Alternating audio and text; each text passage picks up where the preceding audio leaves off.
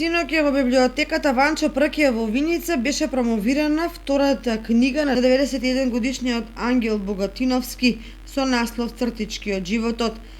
Станува збор за човек кој својот 91 роден ден го прослави со промоција на својата втора книга. Тој е роден во Оризаре, но речиси сиот свој живот го поминува во Виница како учител и собирач на локални архаизми, истражувач и сега како поет и раскажувач.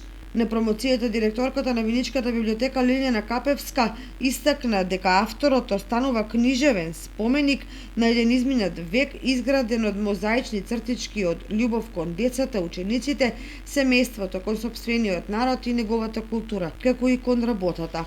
Инаку книгата Цртички од животот се состои од 5 дела во кои се поместени легенди, преданија и песни од родниот крај, поезија и уште понешто за неговата учителска професија.